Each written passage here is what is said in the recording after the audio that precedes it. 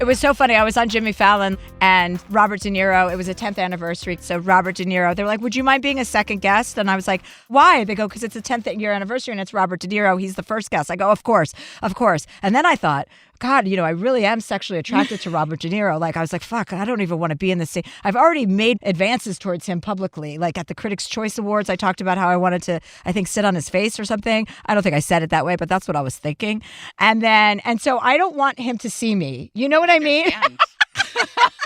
I don't want him to have to deal with me. I just want to say, I said to them last night, I go, please let me know when he's left the building and then I'll leave. And they're like, he's still here. He watched your whole segment. Would you like to meet him? I go, no, thank you. I'd like to go to dinner now. Anyway, we're here with Lily Rabe, which there's been a lot of back and forth about how we pronounce your last name because it's spelled R-A-B-E. What kind of name is Rabe? It's German, I think. Oh, I'm German too. Oh. Yeah. Sprechen Sie Deutsch? No, Sprechen Sie Deutsch. I don't Sprechen Sie Deutsch either, so don't worry. Okay, so it's a German name. I think it might mean raven or something, but yeah, anyway. Rabe, maybe. Okay. But not like the broccoli. But Broccoli then I always Rob. am like, it's the silent E, or as my kids now are, they say it's the magic E. When I learned it was silent E, now it's magic E. But like Babe. Rabe. Yeah, Babe. Okay. Yeah. So I didn't know you came from like a Hollywood family. I guess. I mean, your mom's a famous actress, Jill Clayburgh, right? She was, I yeah. had no idea. So I take that as a compliment. yeah, I mean, was that something that you had to struggle with, like with your career and stuff, kind of creating your own identity and individuating? I think yes, but more emotionally because I had like the most wonderful parents, and she was amazing at kind of separating, and she really stopped working for a big chunk. So I had like mom, and then sometimes people would come up to her on the street, but it wasn't like we weren't like in Hollywood. We weren't living in LA. We were like in the country. It's not like your mom was J-Lo, is what you're saying. It's also not like that, Right, yeah. right. But we were also very dissimilar. We were in a place where it wasn't. It's different living out here. It's like it's like a mining town, or it wasn't like that where we were. So there was a lot of separation. But yeah, I was like, I danced and I was a writer and I was like finding all these other ways. My dad's a writer too, but I was like, how can I have my own way towards this thing that ultimately felt kind of like where I was headed the whole time. But I want to talk about this show that I didn't discover you on that show. I saw you on American Horror Story, and then Love and Death. I saw you on the series Love and Death, which was such a phenomenal performance that I watched it twice. Not just with you, Elizabeth Olsen. I was blown away by every part of that. And Jesse Plemons. yes. Your performance was just so. This was a story that was based on a true story about a woman, about an affair, and then about the woman whose husband was cheating, finding out about the affair, and then there being a fight between the two women and somebody dying. One of them murdered the other woman. Yeah. And her being on trial. And she was basically let off, right? Found not guilty for temporary insanity, which I always have a real problem getting my mind around temporary insanity. Because, okay, so if I lose my shit in a lunch because someone pisses me off, and I stab someone and they die. And you didn't stab them once. I mean, it was so many hits. It's like an unbelievable. So it doesn't feel very temporary. It's not temporary at all. I just can't believe that's a real thing. It's like, even if you wild. lose your mind for 10 minutes, that's not an excuse. You fucking did it. You still did it. I agree with you. Yeah. But what I recognized about you in that show is, A, you're so versatile because I've seen you in so many different things. And you have one of these very interesting faces where you're always like, I know who that is, but I don't know who that is. And you're like, I think that's such an advantage as an actor. It's not, I don't think it is an advantage as an actor because you can be so mercurial, or you can be not mercurial. Like a shapeshifter. Like a chameleon. Yeah. Right. Thank you. Do you feel that way about yourself? Gosh. I mean, it's hard to talk about myself, but I can say that in the actors that I love watching the most, those are the faces that I am sort of like the most attracted to as a viewer. I love when a face kind of surprises me all the time. That's such a high compliment. And Like Julianne Moore is like that. she's just, and you're constantly surprised by her. Yeah, she's in her character every step of the way. Yeah, and she's a character actress who plays leading ladies. And to me, that's like the most wonderful thing to be. But you're really approaching like everything through character. And she's a great example of that. I think Nicole Kidman, too, who's like definitely one of the most beautiful women on the planet. But I still feel every time I watch her, yes, I'm just watching this absolutely new, surprising creation. Yeah, she's like that too. It's funny. I was watching Meryl Streep in this, I forget which movie it was, and I saw her do this thing that only Meryl Streep does, but she was in character.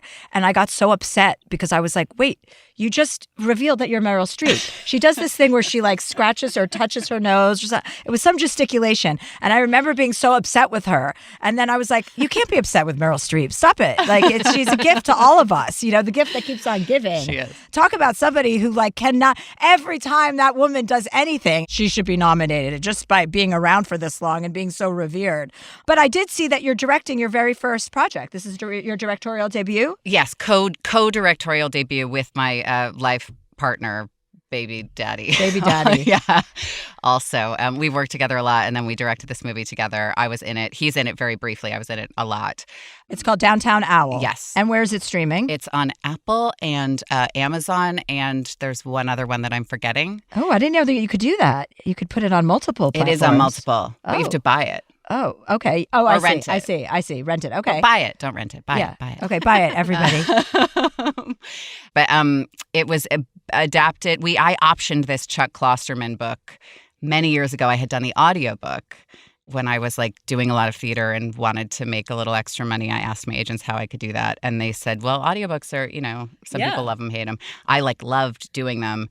I wouldn't mind you doing my audiobook. Oh, I fucking hate recording audio. Really? I just don't like being in that booth for that many hours. But you just said you love it, right? Yeah, I do. I love that. I don't know. I love being alone. I do love being alone, too. It feels very alone. I mean, I know there's someone there, but they're... Yeah, but your children aren't there. No one's there. How many children do you have? 3? I have 4. I have 3. You had another one on your way over here? I have 3 out of my body. I have stepdaughter, too. Oh, so that's like nice. 4 in the house. Yes, I love her. I love being a stepmom, too. 4 is a great number for children. It's great. I'm from 6. I like that. Are you? I like anything above 3. Yeah, 3, 4, 5, 6. I just think it just is so joyful when you have that many kids. Yeah, and like outnumber the parents. Just Absolutely. outnumber them. My parents had no say in anything. It's great. It's just like beautiful chaos all the time, and everything happens so quickly, and I don't know. I love it. But anyway, we directed this movie together, and my latest and I'll say probably last baby was because Hamish did say recently, like my eldest asked for one more, and he was like, well, literally over my dead body. So how old is your youngest? But he loves it too. 2, but was 3 weeks old when we started shooting. Oh, 3 weeks wow. old. So you're breastfeeding? I was breastfeeding. I was bleeding. I mean, it was like 3 weeks. Like basically, he was still coming out of my body. Did you say you're bleeding? I was. I don't. Anyone who's like, he was like the things that women are capable of. Yeah. Because 3 weeks and he was big, but I had him at home and I was like on a Zoom meeting, like I think 8 hours later or something, doing remote. Oh, wow. Location scouting. Now, when you have 3 babies, through your Pikachu, are you? Is it not a big deal, like, once you've been down the road, or is it scarier because you know what's coming? Like, do you mean my vagina? Like actually? You said birthing at home. I'm not actually talking to your vagina, but I'm talking about your vagina. Like, you said you had the baby at home. So there's a level of confidence that comes with that, to be able to birth at home or declare that you're going to do that. Yeah. And I had like, my first labor was crazy, was like 45 hours. The second one was like 20. Like it just kept having. So it was like 45, 22, and then like 11 or 10 or 12 or something, which felt to some women, they're like, that's so long. I had my baby in 2 hours. But to me, that was like pretty fast. And how were those experiences for you? It's like, I'm not a person who, I had this amazing doctor who really, he matched my personality so well because he was like half hippie, half total neurotic, which I think I am. so he would have, like, I could be in the bathtub and we're all at home and the kids are there. And he like showed up to my house with like a paper bag of like a couple of tools. But I also knew that he would Tools. he would like call me always the next day and be like, I left it. I have a video of Hamish like giving him directions while I'm screaming in labor in the background to my house for like the 40th time that I'll treasure forever. He's like, oh, you passed the gals. No, you've gone too far. But I knew that he was not going to push it. Like we would go to the hospital if we needed to. Mm-hmm. I'm always just amazed when anyone says like home delivery. I'm always like, what do you know that I don't know? That sounds so scary. Like I want as many, not that I'm having a baby, obviously, but if I had one, I would want as many doctors, medical professionals as possible. Which I completely understand. I loved being at home, but not like I loved. I mean, it hurts so much. I'm not like, and then and you having a natural birth. Or something. Like, yeah, it hurts. You're having a natural childbirth at home. You're not taking drugs or anything. I mean, the whole thing. Yeah, no, there's nothing. And the kids, are they there when you're sitting there in contractions and screaming? Your other kids, or how does that work? Yeah, it went on for so long. Like we blacked out I was like, I can't know if the sun is rising or setting at this point because this is never going to end. But yeah, they would come in like with the last one. They were there. Particularly my eldest was. My stepdaughter, no, she was like, you guys can give me a call when the baby's out. I'm going to my mom's. But one of them like slept through so much screaming. It was unbelievable. And sort of like right when the baby came out, like came in. I don't know. They must have some sense of like those screams and noises because they're so close to them that they know the difference between like, she's not actually dying or something in a way that maybe even adults don't know. It feels like cosmic in that way a little bit because they like whatever they've been through it and they're nearer to it, right? So like, oh yeah, that rings a bell. That's an interesting, okay. But that's an interesting way to look at it, right? Because like if a neighbor heard it, they would be like, okay, what's going on over there? Absolutely. And Hamish would always he was always like, well, she's gone into the Gorillas in the Mist zone. Which Gorillas in the Mist is always a good reference. Okay, so how was the experience directing Downtown Owl? You were telling me about the book. Tell me a little bit more about it. What's the story? It was easier than childbirth. No, it was hard. But anyway, so it's 80s, middle of nowhere, tiny, tiny little town. Everyone knows everything. And this woman comes in to sort of temporarily teach there. We don't really know if she's running away from something, what she's doing there. During the course of it, she has her students. She meets Ed Harris's character and they have... I love Ed Harris. He's another older man that I'm attracted to. Well... you see his... Is it Ed Harris? The old Ed Harris? The beautiful Ed Harris. One and only. You see in the movie. You see his butt? Yeah. Oh, okay. I've been attracted to Ed Harris for a long time, along with Robert De Niro. Sorry, Ed, along with Robert De Niro. Older men are that is my métier. But Ed is like, that's the most beautiful face. He's got the best dimples. And his eyes are... Yes, and he's so sweet. Oh, yeah. And he's the greatest actor. He's a legend. Is he single? No, he's and married for a long time, right? She's the greatest. Yeah, I would imagine that to be true. And then during the course of the film, she sort of falls in love with this town and I think is kind of confronted with her life, where she's at, what she actually wants, what she's missing. And then there is a big snowstorm that comes and wipes the town out based on an actual storm that did happen in North Dakota. This like I don't know why anyone goes to North Dakota. Blizzard. It's too cold up there, and I like Canada. But cold. North Dakota, something is happening. There's like a vortex of cold. We shot in Minnesota, and it was cold, and we had to. We needed it to be cold because we had to sort of beat like we couldn't have blossoms on the trees, so we needed to be freezing. Yeah. Well, I'm sure it's going to be an incredible performance, and I will be renting it. It's available now, right? It's available now. It's available now. Okay. I'll be renting it tonight via Apple or Amazon. Thanks. Okay, so that's one project that you have. Your other project is The Great Lillian Hall. So tell us about that. Yeah, this is all like very new news because I think they just announced that that you're going to be starring in that. That it's going to be on HBO soon, at May 31st. And that was with Jessica Lange and Kathy Bates. I play her daughter. Okay, let's just back up about Jessica Lange and Kathy Bates, too. Yeah. I mean, you're working with legends. Thanks. Ed Harris, Jessica Lange, Kathy Bates. I know. I'm working with Robert De Niro. You are. And they have the best stories too. Like there's nothing, I just gosh, they really, because the stories are so romantic about how movies used to be made. And so I just like to bask in those stories. But yes, I played Jessica's daughter and I loved her so much. I love Kathy so much. It was really a wonderful shoot. Yeah, I've hung out with Kathy Bates and had a couple drinks with her. She's a lot of fun. So much fun. She's exactly what you would imagine, right? So much fun. Just from seeing her and all of her roles. I love when people are exactly how you picture them. I mean, sometimes you meet somebody and you're like, I wish I hadn't met that person. That was a disappointment. I know. But when they live up to your expectations, it's really like joyful. Yeah. Now, with your experience as a mother, right? How old is your oldest? So 7, turning 4 and 2, 3.5, 2. So little ones. And your stepdaughter's how old? 17. 17. So I've had a lot of relationships that have had children, and I love that dynamic. Like, I love to step into that role. Like, less pressure, more reward almost. You know what I mean? You have to do not less of the work once you're married to them. Obviously, it's an equal amount of work that you are, you have another kid. But talk to me about acclimating into that role of becoming a stepmother. My mother was a stepmother to my older brother. I have a younger full brother and an older half brother. And my older brother lived with us mostly. Of course, I didn't realize it at the time, but then becoming a stepmother, and I had lost my mother by that point. But it was this amazing gift because it just all made sense to me. It felt really natural and sort of like, oh, this is something I'm supposed to do.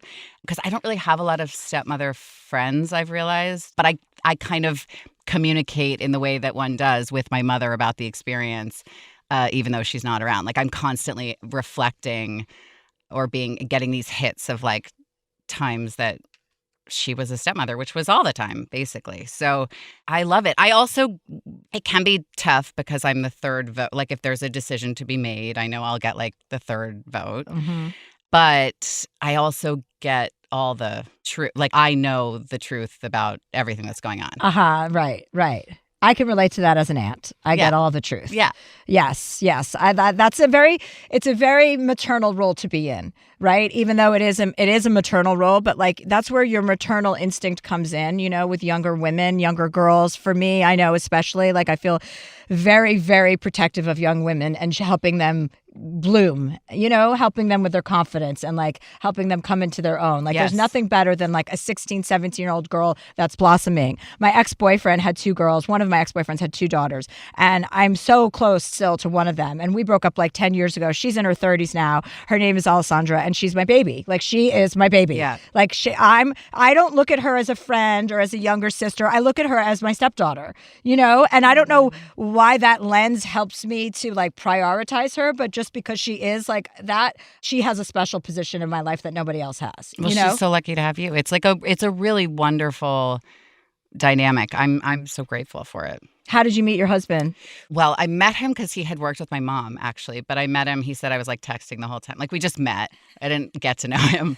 But he was like my mom's friend. Like they loved each other. And they worked together twice, actually. But then however many years later, like probably, I don't know, I want to say like 7 years after they had done a play together, we were cast opposite one another in The Merchant of Venice. Which you were nominated for a Tony for, right? Ultimately. Like it started in the park with Al Pacino. Then we transferred to Broadway. Hamish didn't come to Broadway. Hamish went to make Battleship. David Harbour replaced him. So it was like, 2 great actors in that role. And then we ran on Broadway for a while doing Merchant of Venice. But that's how I got to know Hamish. We weren't dating, but that's like, and then we did play after play after play together. So we love working together. Like that thing of don't bring your work home. We're like, we just bring the work home all the time. And we love it. And we keep wanting to do more and more together. So, and it's funny, like life, we create jobs to do together and we go to, we pitch things and we're developing things, but then like we get cast opposite one another just randomly from the outside world a lot. That's interesting. Are you into past lives and all that stuff, regression? yeah. A little bit? Yeah. Do you think that you guys have had lives together? I Have do. you looked into that? Yeah, I have. That's interesting.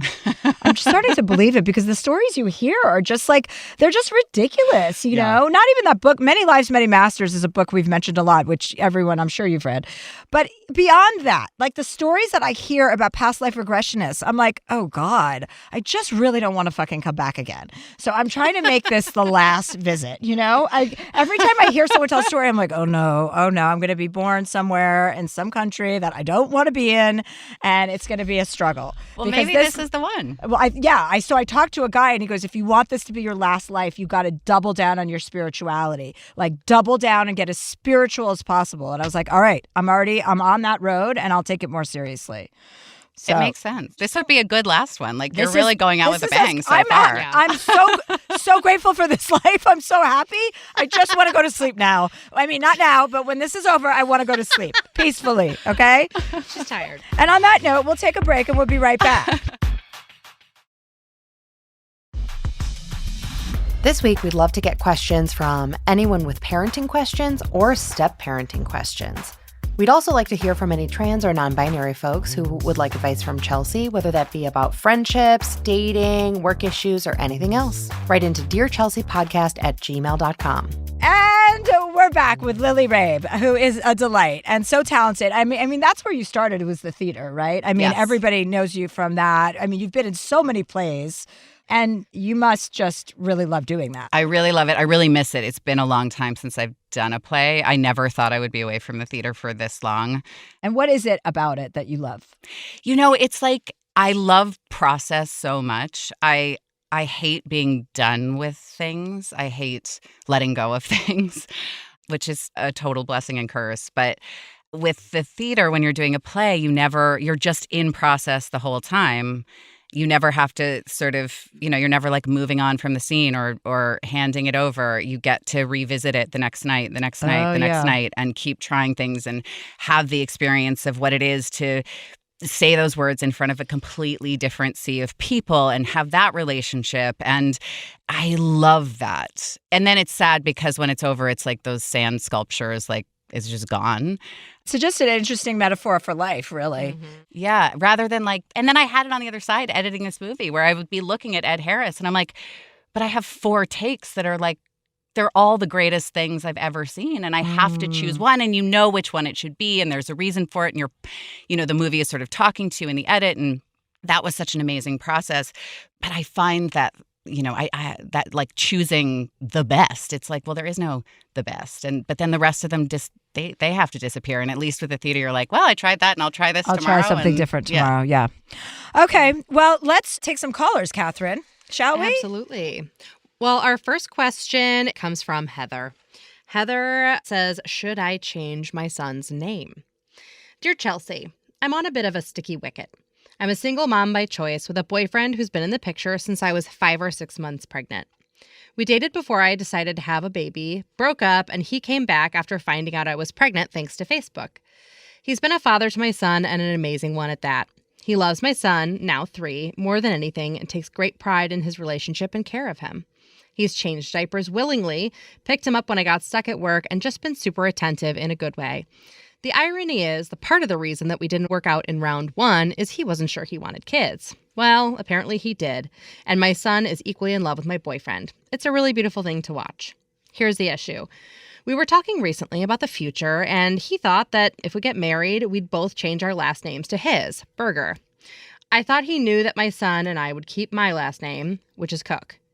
I agonized over what to name my son, and I really love his name. I appreciate my boyfriend's feelings and that he would formally adopt my son when we got married. Hyphenating isn't an option. Cook Burger, and while we're both Democrats, I don't think he's quite progressive enough to take my name. I could tell that my boyfriend was hurt when I said we'd be keeping my name, and I do want to honor the father he's been to my son. But the other part of me loves my son's name and feels a bit of, haven't all the things I did solo, like egg retrieval at 38, doctor's appointments, shots and more painful shots, appointments alone during COVID, spending the money, earned me the right to decide his name? Like I said, sticky wicket. Curious for your take on this. It's new territory for me and my family. Thank you, Heather. Well, first of all, keep the name, whatever you want the name to be. You did this on your own without him. It's great that he's back in the picture. It's great that he's an active father. That's wonderful. I couldn't be happier for you. He can get over it. I was going to say, I'm not married, technically. Even if we were, I wouldn't change my name. But my kids have Hamish's last name because I wanted them to have the same name as my stepdaughter. But Hamish has his mother's name because he was the only child of a single mother. So... And I also think it's just all mixy and matchy these days. It doesn't matter. Like, that's the least of the worries. Like, I understand, but he could get over it. So that's the end of that story. And it sounds like he's great, and he will. And he will, yeah. Based on his actions, it sounds like he's going to be great at getting over it. All right. Well, there you go, Heather. Our first caller today is Shannon. Kind of have this theme of what makes a family. But Shannon says, Dear Chelsea, I'm a 35-year-old mom in Northern California. I've been with the love of my life for about 3 years now. I didn't know it was possible to be this happy in a relationship. Oh, I love this. I know. It's like positive affirmations. Yeah. I have kids from a previous relationship and he does not. Also, my tubes are tied and I'm not interested in having any more children. He's accepted this and sees my kids as his own. They call him dad and his relationship with them is beautiful. My ex-husband pays $1,000 a month in state-mandated child support, but that's where his involvement ends. He makes zero effort to see them and hardly ever even bothers to call. He didn't even call them on the holidays this year. Thankfully, my kids now have my boyfriend in their life. We plan to get married soon, and he's mentioned wishing he could adopt them. Because I know I'm unable to give him a chance to have kids of his own, I would love to make the adoption happen for him. My kids absolutely love him and see him as their dad. They were only 2 and 3 when I left their birth father. My question, do I have the right to ask their birth father to sign over his parental rights since he isn't involved in their life anyway? Thanks, Shannon. Hi, how are you? This is our special guest, Lily Rabe. Hi. Hi, nice to see you. I think that's a great idea. I think your situation sounds awesome. First of all, congrats on everything. You have great children. You've got a great partner. And you've got an ex-husband. Sounds like he probably will be relieved of any child support. Does that stop his child support once that happens? I think so. Yeah. So I think you have every right to ask him. Absolutely. Have the kids spent any time with him in recent years? He has never gone out of his way. Like maybe 6 months ago, he lives about 3 hours away and I was over there. So I called him and they went over there for a little bit. I see. He's never gone out of his way to get them or anything like that. Okay. Well, I mean, it's a totally reasonable question for you, a request actually for you to ask him. I don't see anything wrong with that. I don't know what he's going to say, obviously. Yeah. I think it might hurt his ego a bit, but. Well, yes, because he's a man and he has one, and it will hurt his ego. But, maybe if you give him some time to think about it and don't demand an answer right away, this will relieve you of your child support payments. They're very close with him. I don't want to offend you. I don't want to hurt your feelings. But if this is something you're open to, this is something that's come up in our conversations. And, we totally want you in on this decision. Yeah.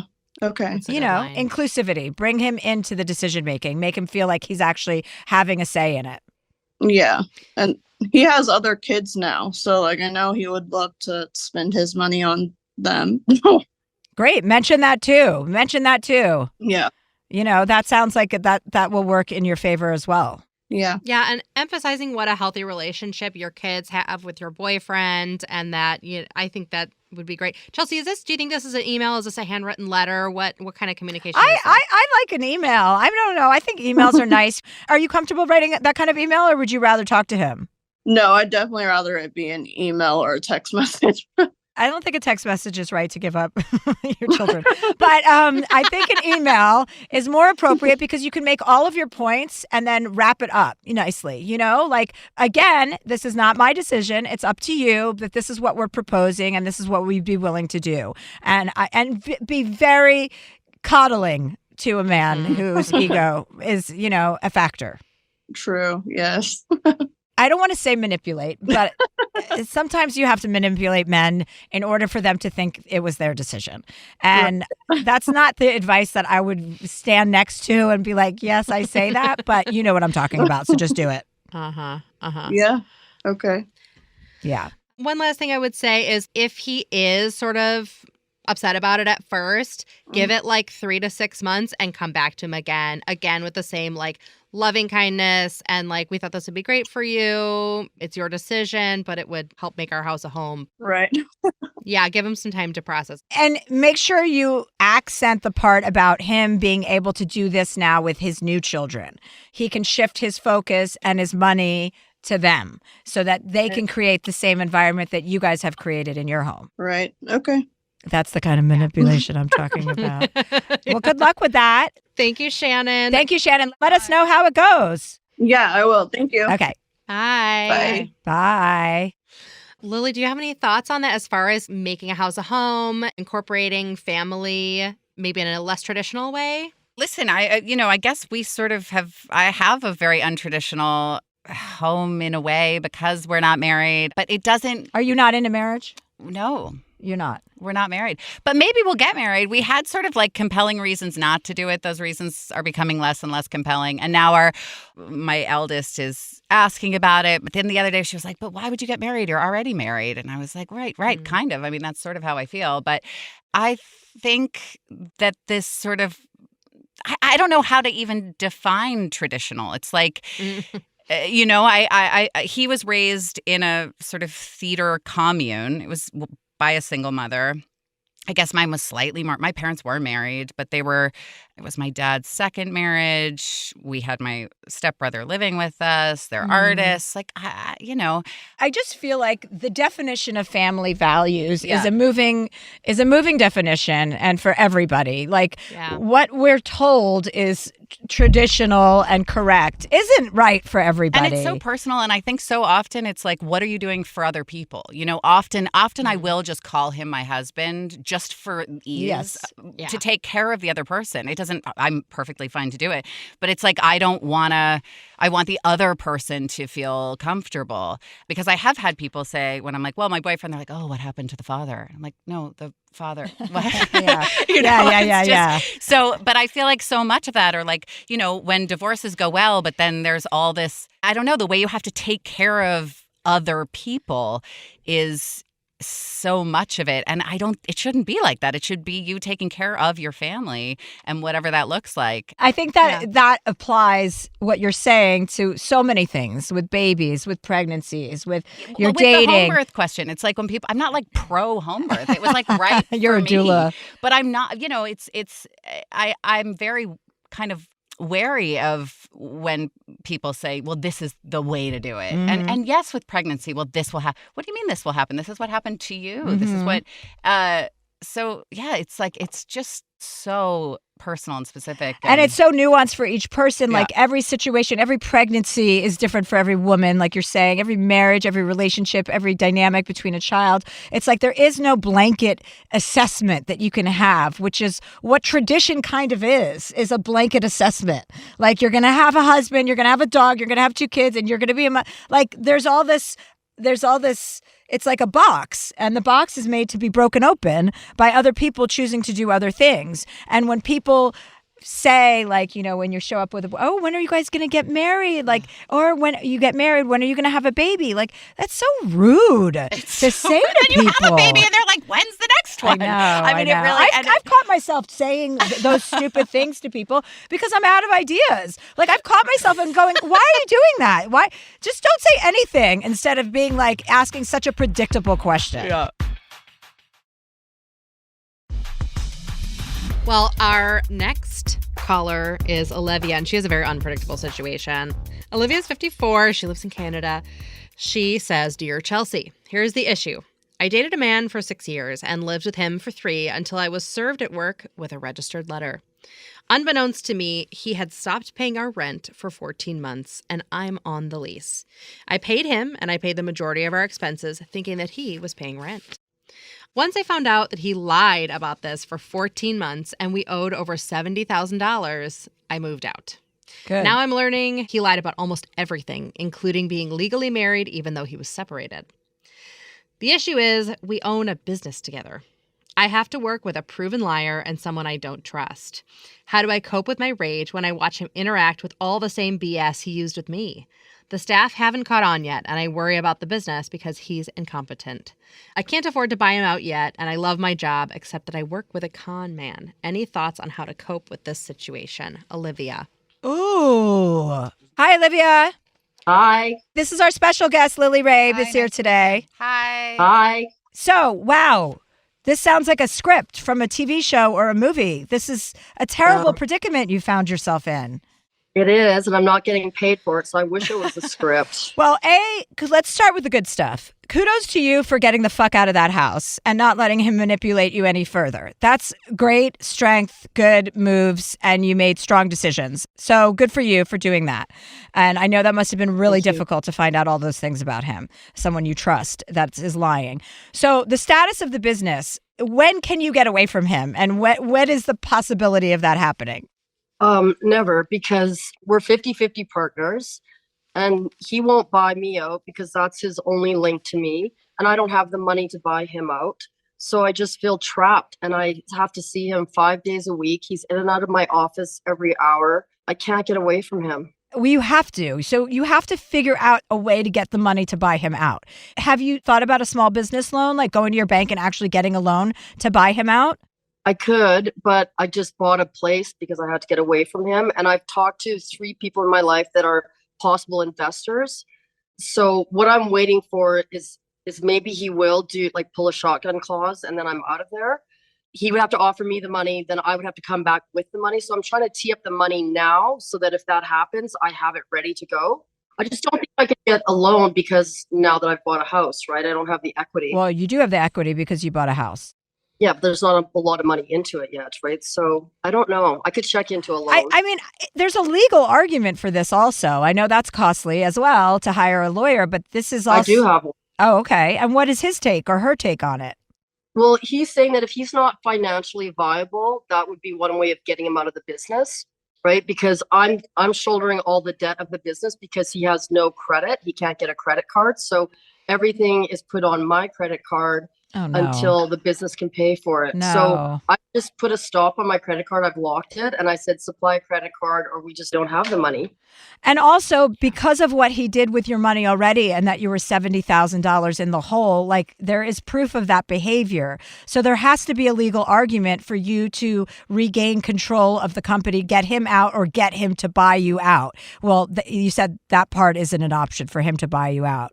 I don't think he can come up with the money to buy me out. I think that he's tapped out all his sources. Like he's used everybody in his life. He's 66 years old. Like he's not going to find another sucker, I don't think. But oh, they can always find another sucker. The move is for you to buy him out. The move is for you that you need to get him out of your life completely.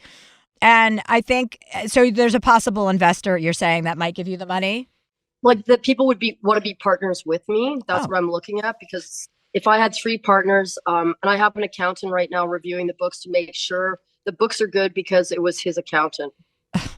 Yeah. First, you got to find out if the books are good. Oh. Yeah.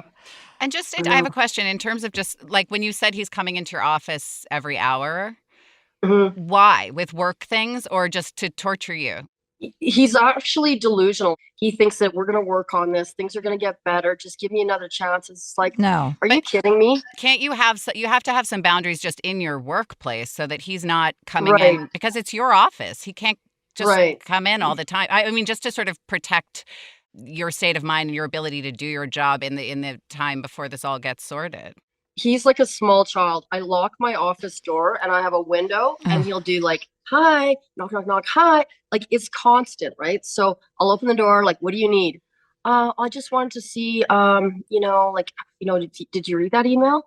Like, it's just like, so like, it's just mind numbing, right? Like he's beyond. And so the frustration for me is I feel trapped, but I'm like, the process has already started. I have a lawyer. I have investors teed up potentially. It's my mental health in going there every day and being lied to every day and feeling harassed. And, like normal people, you could say a boundary, like don't come in my office, only email me, don't call me. I have to block him. Like, I feel like he's like a cloud over me. I just can't. He is. And he is. He is a cloud over you. I want to jump in with something about boundaries because there's a very common, I think, misconception that like the boundary you set is for the other person's action. So you say, Right. my boundary is that you can't do this. But in reality, we can't actually control what another person is doing. You can only really set the boundary for what your behavior will be. And it sounds like you need to extricate yourself in every small and large way you can. So that means setting up a home office so he can't be in your window waving at you. You know, he's breaking a quote unquote boundary, but that's like you're there in the office. And I think any way we can get you out of this in small ways as well before you're out in a big way is something you need to take action on. Right. Except it's hard for me to run the business with staff if I'm always from home. So I need to be present. And the good thing is he's incompetent. So he's not there a lot. Like he's in and out. He's there for, 15 minutes. Then he goes for a drive. I don't know what he does, but I need to be there. And the boundaries that I've established are as soon as I leave work, I block him. And so what he does at night is he'll start sending emails that are work related. And of course, I don't get any of those. So every day he has to resend things, but it doesn't seem to click with him that there's a structure here, right? So if I didn't go to work, I'm going to miss a lot of things that are going on the day to day because it's a client-based business. I need to see these clients. Can he not come to work? Would it work that way if he stayed away? Yeah, I would love that. Okay, well, maybe you have to get a third party involved, like a mediator of sorts. Yeah. Business partners do this all the time, and you have a marriage history. If you get a third party involved to create some more specific boundaries where he's accountable not only to you, but to the third person, like it's an unworkable situation. And I totally feel for you, but I know you're moving in the right direction. This is just the ugly murkiness until you get an investor. And if it's not this investor, it'll be another one. But you've set everything in motion. Like you're looking out for yourself and your business. And I have complete faith that it will work out for you. But I would bring in another person. Yeah. Whether it's a business counselor or a marriage counselor. I mean, not a marriage counselor, you're not married, but a relationship. I think a business counselor to really set the tone with him also that you guys are not together in a romantic relationship. And these are the behaviors that you're not willing to put up with. You don't want emails from him after you leave work. You don't want him walking into your office unannounced. He has to make appointments. I mean, you have to be very stringent with the rules with someone like that and make more rules than you care about. Because then he has more walls to climb. You know what I mean? And he's going to be more easily defeated knowing there's not as many avenues to get to you. But I would definitely bring in somebody, a professional. Yeah. Like a mediator. Like a business, like a work counselor or like what a couples counselor would do, but for a work partner, like business relationships, those kinds of things are all over the place, and then you're having a third party tell him. So it's not just you and your history going back and forth with each other and him trying to get back to you or back with you or, whatever into your life, into you. But into you is what you were going to say. Inside you. No, I wasn't going to say that, but thank you for filling it in for me. Have you sat down with him and asked him, like, what's the number that would get you to go away? No, because I don't want to do that. I don't want to start that up until I actually have the funds. And I do want to do like this financial review to know if the business is even viable. Like, should I be buying him out or should I be bought out? Absolutely. Find that out. Right. So I don't want to start like opening that can of worms without having my facts and money lined up. Okay. Well, you sound like you have your shit together. So I would say just keep doing what you're doing and then do what we said. Okay. People like that, he can't be trusted around you alone. I was just going to say that. You need other people. Like, even if it's like you have an assistant, just another body in the room at all times when he's there. And then this third person to come in and help. But it seems like being alone with you is something that he knows how much it's provoking you and how crazy making it is. And I'm sure that's part of why he's continuing to do it. So like to break up that dynamic. The problem is when I am alone with him, he's constantly grabbing me and I'll say to him, don't touch me. And he's like, you know, you like it. Like, oh, Jesus.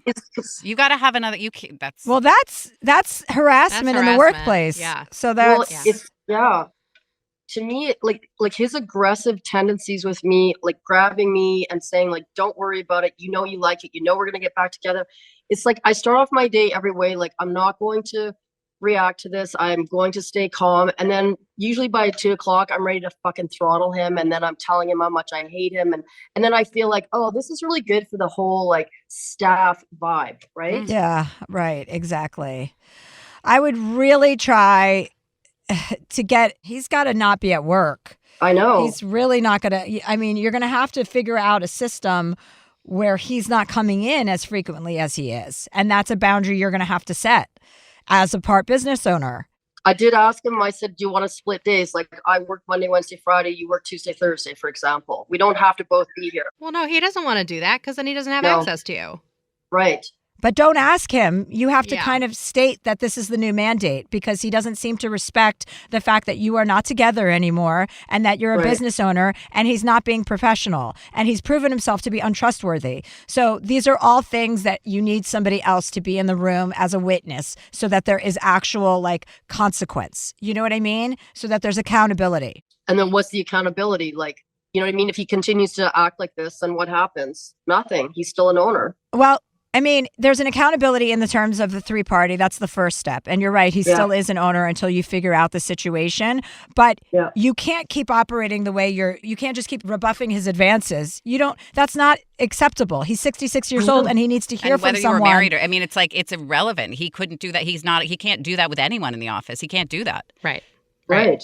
And there are protections in place for Yes, that. So, and he needs to be aware of all of those protections. And that's why you want someone who is very familiar with workforce laws and like parameters and everything to be the person that you go to be like, just so you know, this is something you can get in trouble for. Just so you know, I'm not interested in your advances. This is me telling you in front of a third person, I am not interested and I find them to be an affront. You are sexually harassing me in the workplace now. We are not together. Like, that's why it's always important just to have another person involved, like a witness. And just start there and see if that affects his behavior at all. It might take a couple weeks, but if you make a weekly appointment with someone, he becomes accountable to that person. And he's going to be less and less interested in coming to the workplace if he knows he has to deal with that person.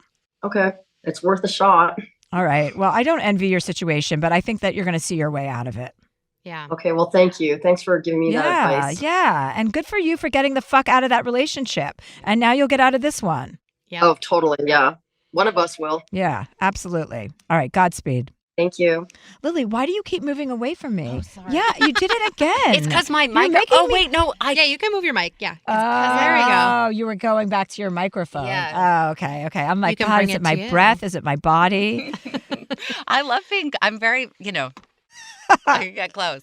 Another reminder to all listeners not to go into business with your partner. Oh, sorry. Lily's here. Or anybody. She's in business with her partner. Watch, I fall in love and start a business with my partner in about 6 months. Anytime I say something and I declare something, I do the opposite. Well, let's take a break, and I have a really cute one to wrap up with. So. Okay, great. We're going to take a break and we'll be back with Lily Rabe. And we're back with Lily. Hi. We're back. Our last question comes from Waverly. She is 24. Dear Chelsea, I met a boy over the summer who was passing through my city before he went on a month-long trip. We instantly hit it off, but I was convinced I'd never see him again as he doesn't live here. He ended up stopping back in my city again on his way home 1 month later and stayed with me for 24 hours. I was then again convinced that I wouldn't see him again. Long story short, we kept talking and calling every day, and I ended up traveling across the world to see him for 5 days. To start a business together. He's now coming back to stay with me for 2 weeks next month, and we've decided to be exclusive and long distance date in the meantime, and then revisit next steps when we're back in person again. All in all, we've technically known each other for about 5 months now. I've been toying with the idea of moving to his city if this next trip goes well, but I can't decide when it's too early to seriously think about that. I'm only 24 and I've been wanting a change, so it's kind of perfect timing and I really liked where he lives. I'm just worried about being that girl who moved for her boyfriend and relies on him for everything, and also being so far away from my friends and family if this doesn't work out. But honestly, I could see myself marrying him years from now because I'm basically still a child, and he feels the exact same way. He's a really, really good guy and everything feels right with him, but is this insane of me? I kept all of the cities vague because I think my sister listens to this podcast and she would seriously think I'm nuts if she heard me ask this. Thank you in advance, Waverly. Lily? Oh, I just think it has to be, worrying about what other people think that's the ego. Just quiet those voices. It doesn't matter. And some will think it, no matter what you do, you're always screwed with what will other people think. But if you feel excited about the place, if he were making a demand, like the only way this relationship will work is if you move here, but that's not at all what I'm hearing. So if you're excited and that feels like invigorating and a sort of chapter, it's not permanent necessarily. You're just trying something and you're 24. And you're 24. This is the time to try something like Yeah. that. Go for it. Go for it. Go move and fall madly, deeply in love. And if it doesn't work out, that's okay. Then you'll move back home and you'll have and you'll have another lover. Like, just go for Win-win, it. yeah. If you're in love and you feel that way about someone and you're that young and you have nothing keeping you there but your family and friends who you can still communicate with and visit, go for it. This is the only life we get. Make it count. And that period of a relationship. Actually, this isn't the only life we get. Well, We've been talking about reincarnation. Yes, so maybe. But in this one, this could be a great part of it. Or this could be your last life. But it's like that. It's so romantic. It's so It is romantic. Love. I love love too. I like that. I like kind of impulsivity in love. I'm for that. I love it. Yeah, this is basically exactly the story of how one of my besties, Sam, met her husband Thomas, and now they have lots of little Irish babies together. So it's very cute. Perfect. All right, Waverly, go. Okay. Well, Lily, you have been a delight. Likewise. It's such a pleasure to meet you in person. Okay, so you guys can see Downtown Owl. You can rent it on like Apple. You can rent it on Amazon. And then you can also catch Lily in the upcoming The Great Lillian Hall. And you'll just see her all over the place and probably in theater again soon. I sure hope so. At some point. Thank you so much for being here. Thank you for having me. Okay.